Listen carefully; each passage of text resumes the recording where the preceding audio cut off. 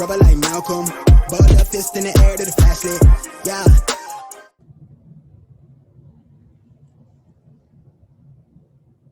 Hey everybody, this is Max from the Max Clark Show and the Clark Center for Civics, Politics, and Global Affairs.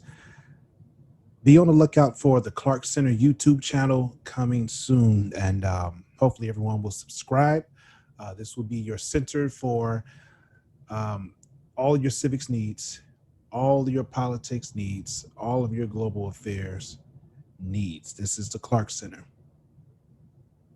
Today, I want to talk to you about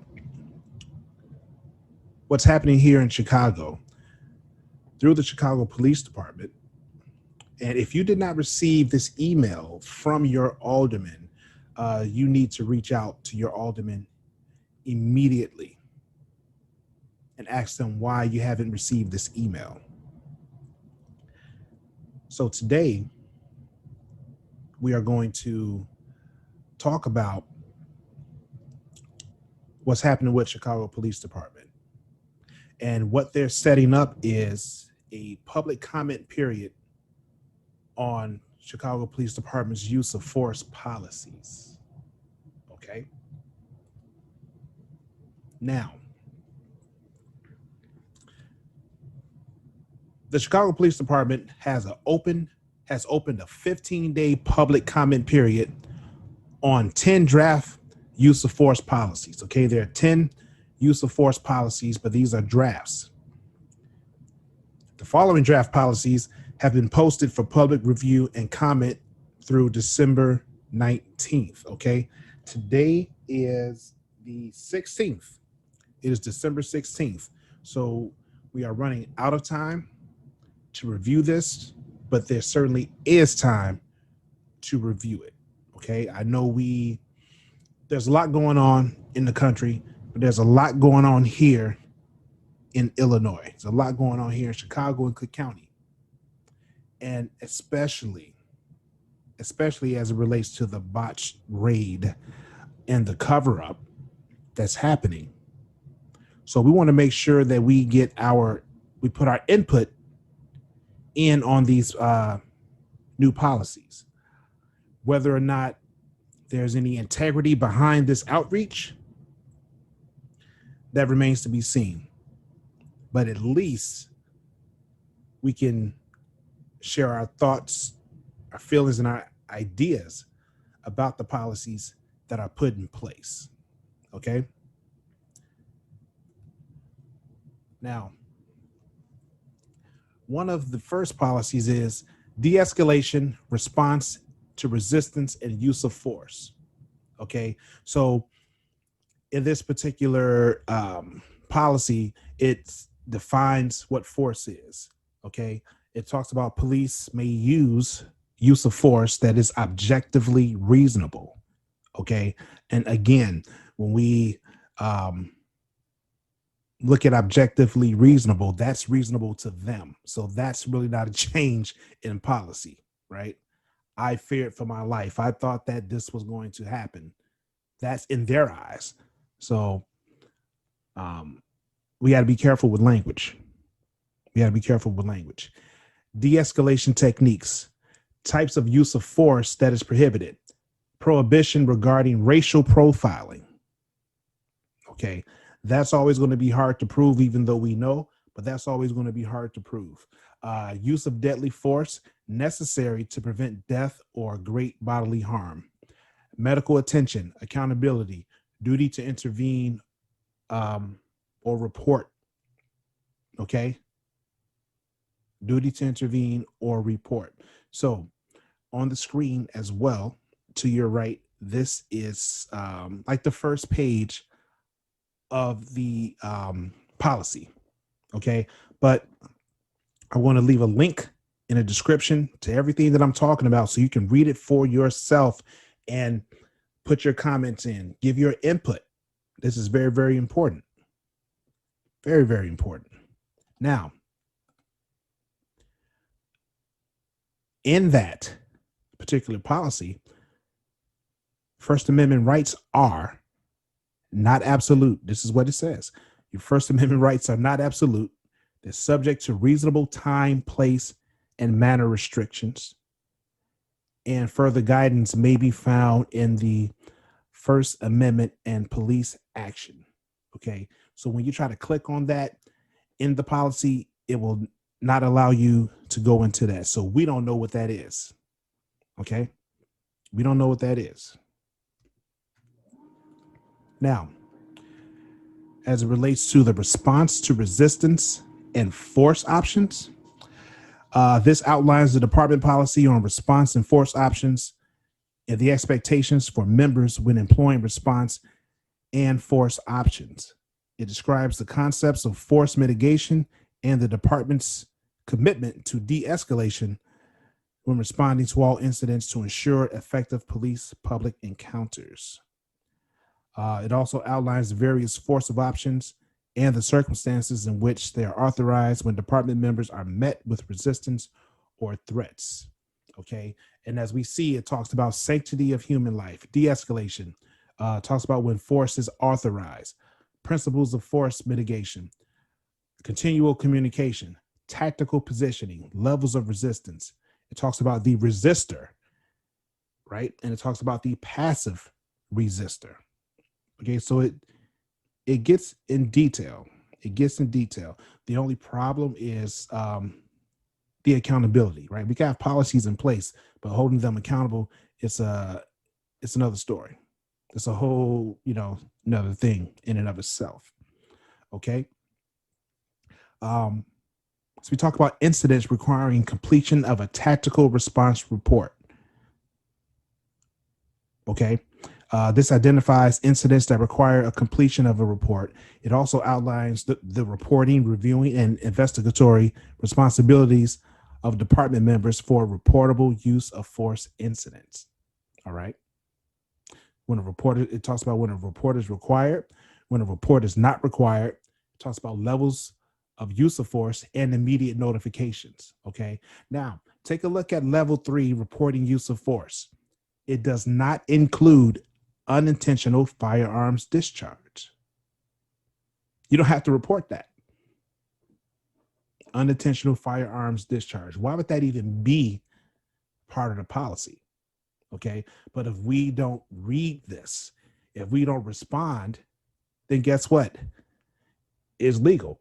And they're going to say, well, we put it out there for you. You didn't respond.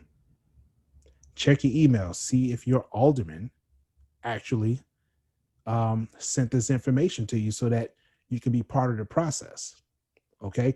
My alderman didn't send that to me in the email, and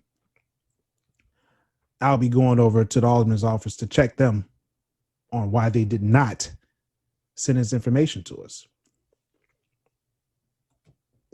Now, we have the firearm discharge incidents, firearm discharge incidents, authorized use and post-discharge administrative procedures. This outlines the policy governing sworn members' discharge of a firearm. Okay, sworn members. Okay, keep that in mind. Okay, just in case something happens with a member who's not sworn in, that may be an issue. So it talks about when use is authorized. It talks about prohibitions on the use of firearms, justify separate use of force, post-firearm discharge response and investigation, and mandatory alcohol drug testing. All right. Administrative duty assignment, they talk about that as well. Okay. Moving forward. Try to get through this as quickly as possible, so that you all can take the time to read the information, that I'm going to put in the link below. It talks about Taser Use Incidents. Okay. When is use authorized, right? When is it authorized for you to use the taser? It talks about restrictions, conditions on discharge of tasers, post-discharge responsibilities, okay, after the taser incident, reasonable articulable suspicion. It talks about that as well. Okay, we really need to get involved. Okay, the integrity of what they're trying to do, we don't know, because we have a history of a lack of integrity through our police departments, through our city government, through our county government. So, but just in case, you know, let's say that they put something out there and we responded. Okay. Even if you didn't get it, you can get it here, but you have to read through it. Okay. Take some time, get off social media for a little bit, about an hour, and just read through it and respond to all of this. It's critical. Look at what's going on now. Look at what's going on now. And I tell you what, we're looking at this botched raid with this young lady who was held naked. Okay. Handcuffed. Wrong house. Person they was looking for had a GPS bracelet on their ankle, so they'll know where that person is. And you still went to the wrong house. You look at the Breonna Taylor situation. You want to talk about no-knock raids? What we need to do here in Illinois is to outlaw a no-knock raid. Outlaw a no-knock raid. But we have to speak up for ourselves. Outlaw these no-knock raids. We got to press these government officials. And if they won't do it, you pull them out of office and you put somebody in who can. Do away with the no-knock raids. And if they don't want to do away with the no-knock raids, then it needs to be something in place to where if you come kicking somebody's door down unannounced, whatever heat coming is coming with impunity. With impunity. That's breaking and entering. I don't care what uniform you're wearing. That's breaking and entering. If you come to someone's house kicking doors down unannounced, you have a right to protect yourself. You have a right to protect yourself. And looking at the Breonna Taylor case, her boyfriend, he's going to go on trial. And yes, we should have the right to protect ourselves, but in this what you call the United States and what you call Illinois, you have the right to protect yourself unless you are Black. And they're showing that in Kentucky as well. That's the case that we need to really follow, because if that brother don't win that case, it's going to set a precedent across the country. Keep that in mind. Keep that in mind. Now, moving forward, crew, we're dealing with canine incidents. Okay. It's outlined in the policy governing the use of department canines as a force option. It talks about conditions on the use of canines as a force option, post-deployment responsibilities. Okay. All of this is going to be in a description below, so y'all can read and post your comments. But we only have 3 days left. To do this. So time is of the essence. We're looking at Baton Use Incidents. Now, this outlines the policy governing the use of a baton, which includes the use of expandable batons, wooden batons, and improvised impact weapons. It talks about restrictions. It talks about when use is authorized. It talks about improvised impact weapons. It talks about conditions on the field use of a baton. It talks about post-use responsibilities for reportable use of force. Reportable, okay? Understand the language, understand the word reportable. Was that use reportable? Okay, we have to understand that. Now let's talk about department review use of force, okay? We have COPA, which is the COPA authority, which is the Civilian Office of Police Accountability, okay? Their track record is not stellar, okay? But let's roll with it. Talks about the district level review, and it talks about force review, the force review division, okay? This is about the reportable use of force review process at the district level. That's what this is about. That's what this is about. Also, talks about firearm discharge and officer-involved death incident response. Okay. This outlines the investigative authority, response procedures, and investigative responsibilities of officer-involved deaths pursuant to the Illinois Police and Community Relations Improvement Act and firearm discharge incidents involving sworn members. Okay? That's what this is about. We got to read this. We have to read this. Now, if you're wondering, hey, what's next? How do I find out what my district is?